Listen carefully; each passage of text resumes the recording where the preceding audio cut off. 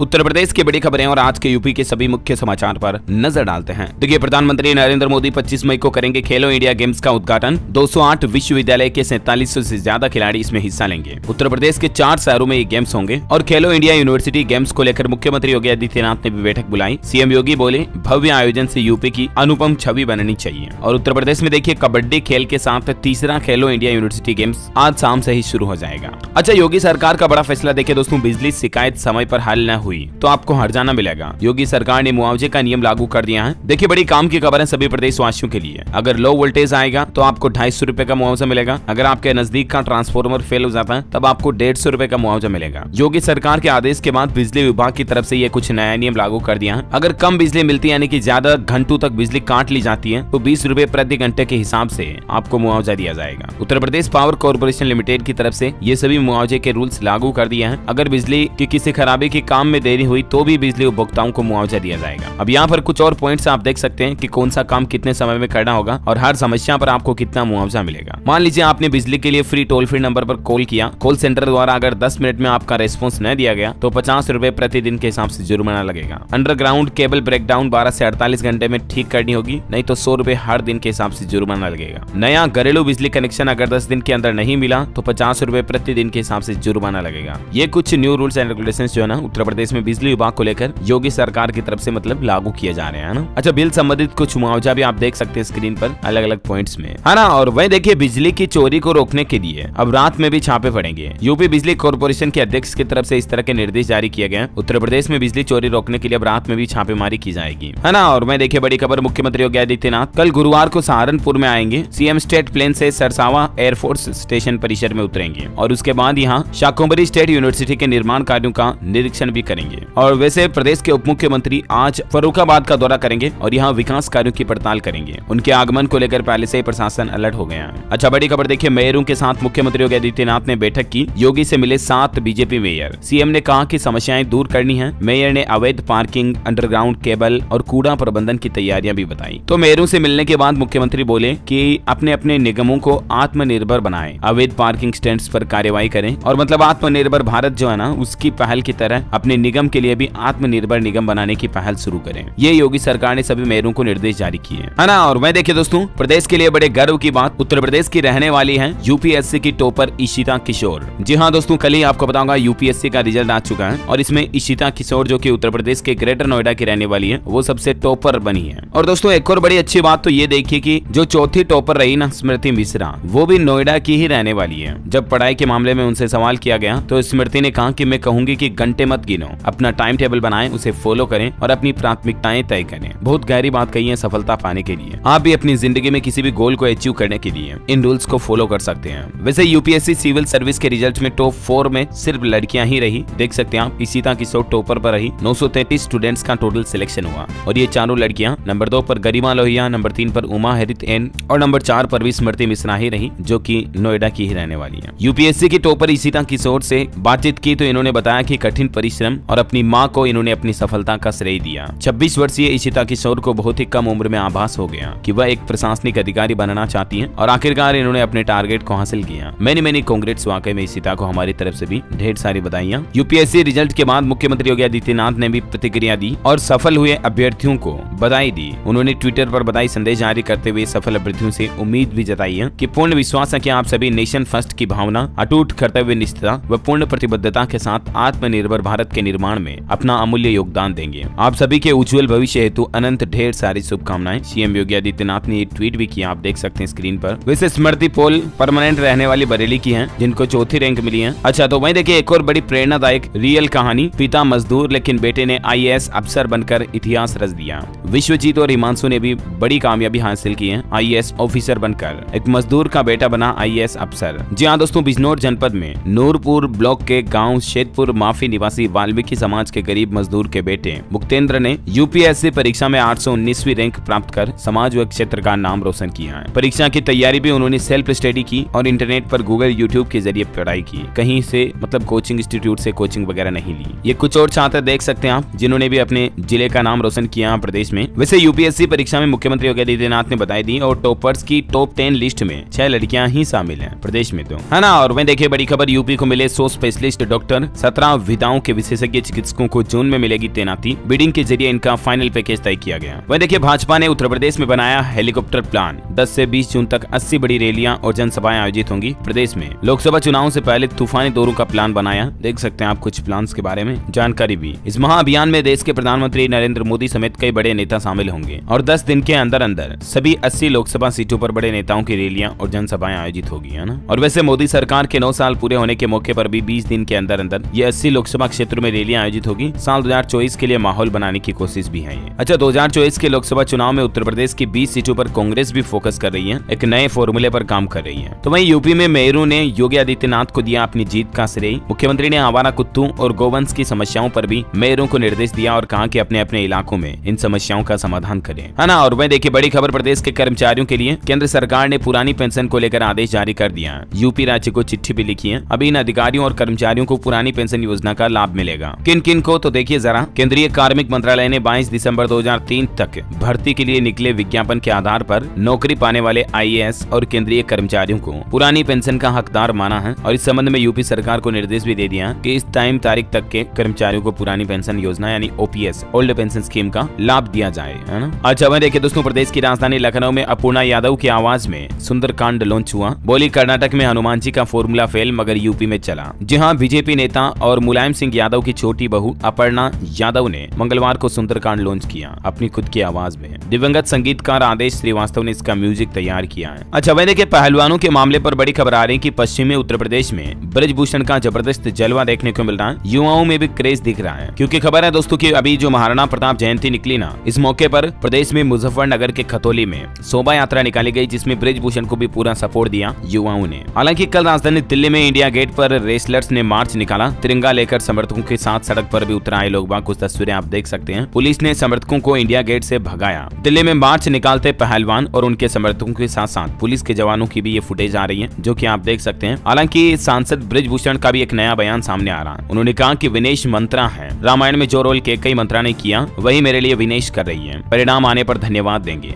तो ये कुछ बयानबाजी और पॉलिटिकल बातें चल रही है इस मुद्दे को लेकर। अभी तक भी ब्रजभूषण की अरेस्ट यानी कि गिरफ्तारी तो नहीं हुई है। देखते हैं इस मसले पर आगे अपडेट क्या आता है और क्या नए खुलासे सामने आते, जो भी खबर आएगी मैं आपको बता दूंगा। फिलहाल देखिए आप अगली बड़ी खबर। मुख्यमंत्री के आगमन से पहले CFO का निरीक्षण। एयरपोर्ट के उद्घाटन के लिए CM योगी आ रहे हैं, अग्निशमन अफसरों ने भी व्यवस्था पर की। दरअसल कानपुर एयरपोर्ट के उद्घाटन के लिए मुख्यमंत्री योगी आदित्यनाथ का कार्यक्रम प्रस्तावित रखा गया। 26 मई को CM योगी कानपुर दौरा करेंगे। अच्छा यूपी में MLC इलेक्शन पर खबर है कि नहीं वापस हुआ कोई नामांकन और अब MLC के 2 सीटों पर मतदान। विधान परिषद की चुनाव की 2 सीटों पर 29 मई को मतदान होगा, है ना। अच्छा बड़ी खबर है, ज्ञानव्यापी मस्जिद पर वाराणसी जिला जज का बड़ा आदेश। एक साथ सुने जाएंगे सभी 7 मामले। जी हाँ, ज्ञानव्यापी विवाद से जुड़े सारे मामलों पर सुनवाई अब एक ही साथ होगी। वाराणसी कोर्ट की तरफ से यह फैसला सुनाया गया, कहा कि सारे मुकदमों का नेचर एक है और इस मामले की अगली सुनवाई 7 जुलाई को होगी, है ना। और वहीं देखिए दोस्तों, उत्तर प्रदेश में किसान भाई लोगों की किसान सम्मान निधि योजना जो है ना, उससे जुड़ा एक बड़ा भयंकर खुलासा सामने आ रहा। देखिए आप, प्रदेश में 10 लाख अपात्र किसान भाई लोग भी PM किसान सम्मान निधि योजना का फायदा ले रहे हैं। लगभग 2.5 करोड़ किसानों की KYC कराएगी, तब ये नई पोल खुली और सामने आई चीजें। कई तो ऐसे जो सरकारी नौकरी है, सरकारी कर्मचारी हैं, कई पेंशनर से भी ऐसे शामिल हैं जो PM किसान सम्मान निधि योजना का पैसा ले रहे हैं, फायदा ले रहे हैं। अब इनकी KYC की गई तो 10 लाख लोग अपात्र मिले। हालांकि अभी तो PM किसान सम्मान निधि योजना का फायदा लेने के लिए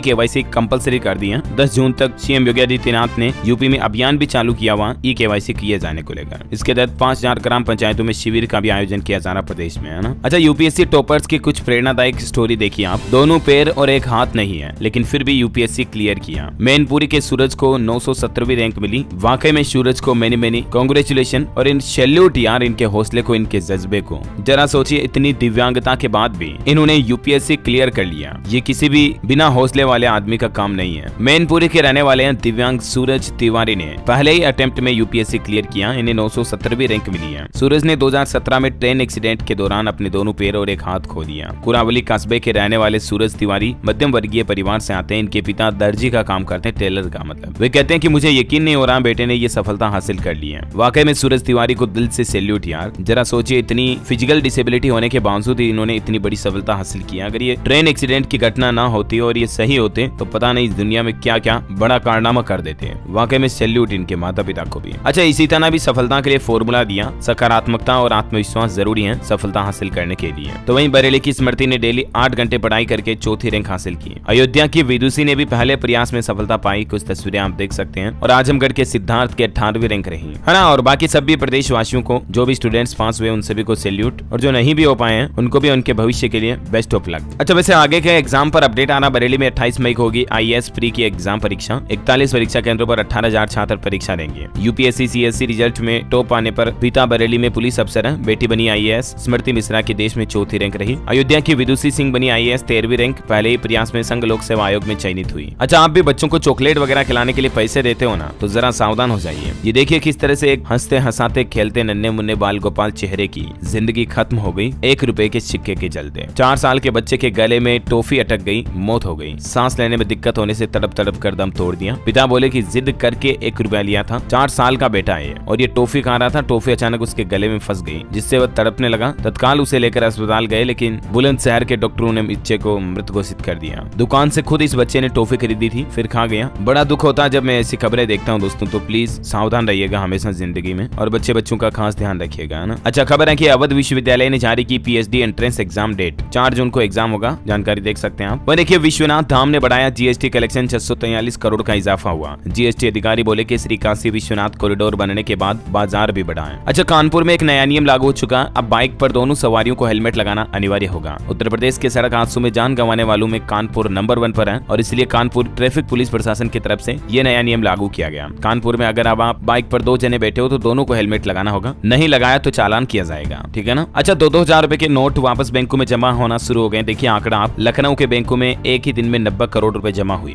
SBI की गोमती नगर में ID मांगने पर हंगामा भी हुआ। 905 ब्रांच पर 2000 के नोट डिपोजिट हो रहे हैं। अच्छा, चंदौली के व्यापारियों ने ASP को गिनाई परेशानियां, बोले चोरी की घटनाओं पर लगाम लगाएं। ASP ने सुरक्षा का भरोसा भी दिया। अच्छा, खबर देखिए, काशी में दिखे बॉलीवुड के बैडमैन। नीली शर्ट और जींस में मूंछों पर ताव देते नजर आए गुलशन ग्रोवर। वाराणसी में शूटिंग के लिए पहुंचे थे अभिनेता गुलशन ग्रोवर, ये तस्वीरें देख सकते हैं आप। अच्छा, बड़ी खबर देखिए, सिर दर्द बना पैसा निकालना। ATM में फंस गया कार्ड, खाते से निकल गए 69,000 रुपए। ये घटना है दोस्तों उत्तर प्रदेश के बस्ती की। यहाँ के अदील अहमद का कहना है कि ATM के ऊपर चस्पा टोल फ्री नंबर फर्जी है, जबकि बैंक मैनेजर ने बताया कि ATM इंजीनियर को बुलाने का प्रयास 1 घंटे से किया जा रहा, लेकिन वह नहीं पहुंचा। देखिए जरा हालात कितने ज्यादा समस्या वाले हो गए। अच्छा, गोरखपुर में भी आज से बैंकों में नोट बदलना शुरू हो चुके हैं। दुकानों पर 50 रुपए में भी बदले गए नोट। आप क्यों 50 रुपए लगवा रहे हो बिना काम? अगर आपके पास भी नोट है तो आप किसी भी बैंक ब्रांच में जाओ, आराम से वहाँ से बदल लो। अच्छा, बड़ी खबर देखिए, दहेज लेने वालों की खेड़ नहीं, निकाह कराने के लिए माननी पड़ेगी बोर्ड की ये बात। सोमवार को जबलपुर से बनारस पहुंचे काजी बोर्ड के अध्यक्ष ने केंद्र सरकार के 3 तलाक कानून का समर्थन करते हुए शरीयत के खिलाफ जो लोग भी 3 तलाक देते हैं उनके खिलाफ सख्त कानूनी कार्रवाई की मांग की है। अच्छा, वही देखिए, वाराणसी में एक और बच्चा चोर गिरोह की 3 महिलाओं समेत 10 सदस्य गिरफ्तार हुए हैं। देखिए जरा, 13 लोग एक साथ एक ही ग्रुप के जो बच्चे चोरी करते हैं। बिहार, झारखंड और राजस्थान में बेचे 50 से ज्यादा बच्चे। इनके पूरे गिरोह को अरेस्ट कर लिया गया, लगभग जो बच्चे चोरी करने का काम करते हैं, है ना। अच्छा, वहीं बड़ा अपडेट है, 27 मई को होगा शपथ ग्रहण समारोह है। महापौर बोले कि 27 मई को सुबह 10:30 बजे शपथ लूंगी। मोती झील लोन में इसका आयोजन होगा। महापौर और पार्षदों के शपथ ग्रहण को लेकर तैयारियां तेज सिरे से शुरू हो चुकी हैं। अच्छा, एक अनोखा मामला देखिए दोस्तों, 2 विभाग को चूना लगा रहा था एक नौकरी करने वाला, सरकारी नौकरी करने वाला कर्मचारी, जो दिन में लाइनमैन का काम करता और रात में होमगार्ड बन जाता। 8 साल तक ऐसे डबल नौकरी की, 2 डिपार्टमेंट को चकमा दिया, दोनों से सैलरी भी उठाई। 8 साल बाद ऐसे राज खुला। गोरखपुर के कैंपियरगंज के सोनोरा बुजुर्ग गांव के निवासी तारकेश्वर सिंह पिछले 8 साल से सरकार को चूना लगा रहे थे। वो दिन में बिजली निगम में संविदा पर लाइनमैन की नौकरी करते थे और रात होते ही होमगार्ड की तैनाती पर लग जाते हैं। ऐसा करते हुए इन दोनों विभागों से पूरी सैलरी उठाते और सुविधाओं का फायदा भी लेते हैं। मतलब वाकई में इनके दिमाग की तो दाद देनी पड़ेगी यार। अच्छा, वहीं देखिए, लखनऊ में सेशन कोर्ट के बाहर हाई टेंशन लाइन का तार टूटकर पार्किंग में गिर गया। 1.5 दर्जन से ज्यादा गाड़ियां जलकर राख हो गई। गनीमत रही कि किसी की जान नहीं गई। अच्छा, गोरखपुर में देखिए, ईगल और बिच्छू पर कार्रवाई हुई तो अब सुर्खियों में आया महाकाल ग्रुप। कई वारदातों को यह ग्रुप अंजाम दे चुका है। आरोपियों की पहचान करने में जुटी है यूपी पुलिस।